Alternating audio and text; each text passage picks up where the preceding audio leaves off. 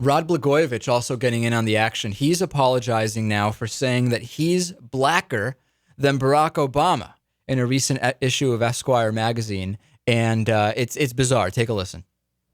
Ousted Illinois Governor Rod Blagojevich is apologizing for saying he's blacker than President Barack Obama. In an interview in the February issue of Esquire magazine, Blagojevich said, quote, "I'm blacker than Barack Obama. I shine shoes. I grew up in a 5-room apartment. My father had a little laundromat in a black community not far from where we lived."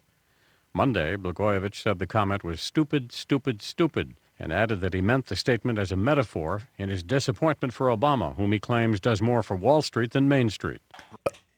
Okay, so what is Rod Blagojevich doing? I mean, to be completely honest, he's blacker than Barack Obama, and the reason why is he lived in a 5-room apartment, and his dad ran a business that catered to black people.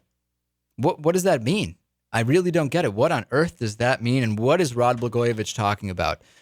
It just doesn't make sense. It really doesn't make a bit of sense to me. And we'll see. The apologies are always fascinating to me. Jordan Sekulow is on the phone with us, human rights attorney and director of international operations for the American Center for Law and Justice. Hey, Jordan. Hey, David. Thanks for having me. Hey, so you're a young guy like me, right? And it seems you're 10 times as busy. I don't know. You're doing your radio show with your dad, Jay Sekulow, and you're also attorney for the ACLJ. What's a typical day like? Typical day here in Washington, D.C. is, of course, our radio broadcast at noon, so preparing for that. Today, with the situation in Haiti, I think I've done about 15 print interviews for different newspapers. Some are already out, radio interviews as well. So we do a lot because, though we're focused on a lot of conservative and constitutional political lobbying issues here in the United States, we've got offices in Pakistan, Russia, Zimbabwe. We're just about to open in Kenya and in Israel as well, and in France. So we're traveling around constantly. We have local staff there. I just got back on Friday from the office launch in Zimbabwe and was in Kenya the week before that. So really, we're traveling around the world, talking, of course, about the domestic issues that matter to Americans here on our radio broadcast, but also doing some unprecedented things like tomorrow. We're launching, and there's not many other legal, political, conservative organizations I think will be doing this, a partnership with 3 different relief organizations for Haiti where people will be able to directly give to them through our website instead of it just going through us. So we're able to engage in a lot of different issues that many conservative groups aren't because of our broad focus and our broad range. Yeah, I'll tell you, I know our liberal listeners will cringe when they hear me say this because Bill O'Reilly regularly tells guests that they're not ideologues when I think that they are. But I'm kind of familiar with your work, and it really doesn't feel, you're a conservative guy, and so's your dad, but it doesn't feel like a lot of your work is ideological in nature. Is that right? Yeah, no, I mean, that's absolutely right. When we were in Kenya this week, we were working on the draft constitution there in our new office there, and one of the areas that we're most concerned about is Islamic law being drafted into the Constitution.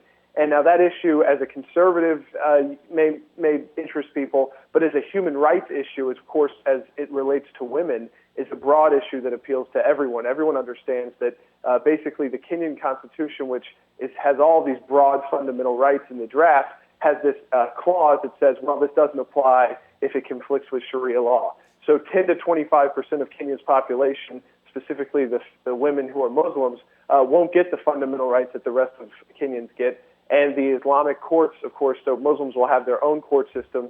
Really, they will be above the law. And we don't do this just from a conservative viewpoint, but from a human rights viewpoint for all people. The fact is that in Kenya, if you could imagine, you could go to an Islamic court and then you'd appeal it to a high court of secular judges. So you would have secular high court judges interpreting Sharia law in an appeal. And, of course, that causes conflict, violence, disruption. And at the end of the day, what will happen is those high courts will never hear those appeals, even if injustice was done.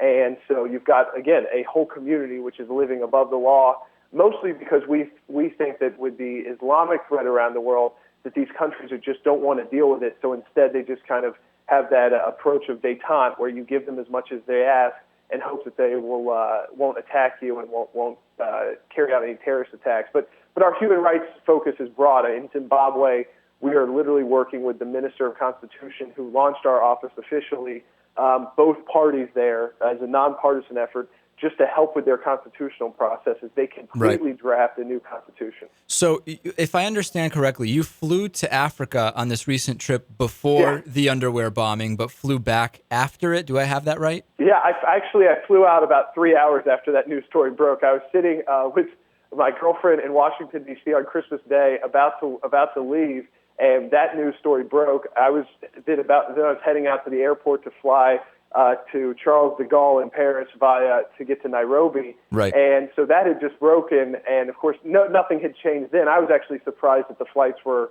all on time and there was absolutely no disruption in the flight pattern. So tell us on the way there and on the way back, what had actually changed? There's so many questions here about how is it to get on a plane in Africa, and what is going on that let this guy with no passport and no luggage get on a plane? How did it change? Yeah, well, here's the problem, David. I flew out of Zimbabwe was my destination to get to Johannesburg. So I'm in Harare. This is when the new measures went in place. Now, Harare, we have sanctions against Zimbabwe.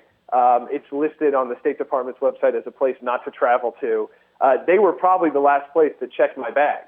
I went through a metal detector there, the normal kind of thing. As we know already, though, the old metal detectors don't detect these new kind of bombs.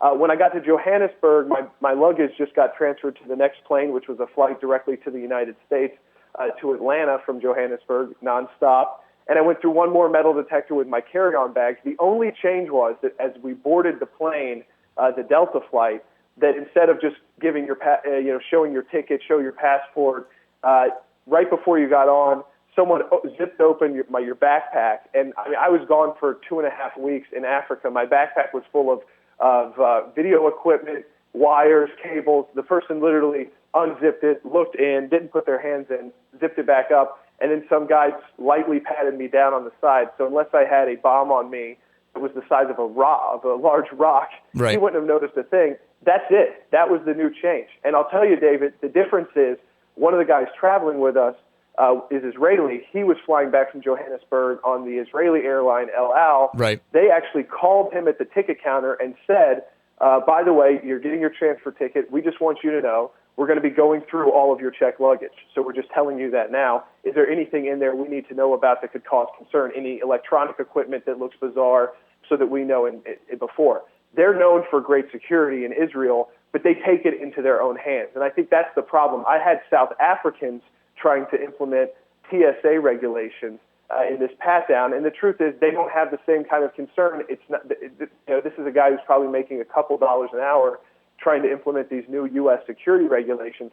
And as we know, we may do all these things that make it a lot longer for people to get out of Newark, but at the same time, the problem is the people coming inbound to the United States, coming in from these countries, which are very open, places like South Africa, and where a $10 bribe could get you through the check without a passport, because you don't have to show your visa to get on the plane.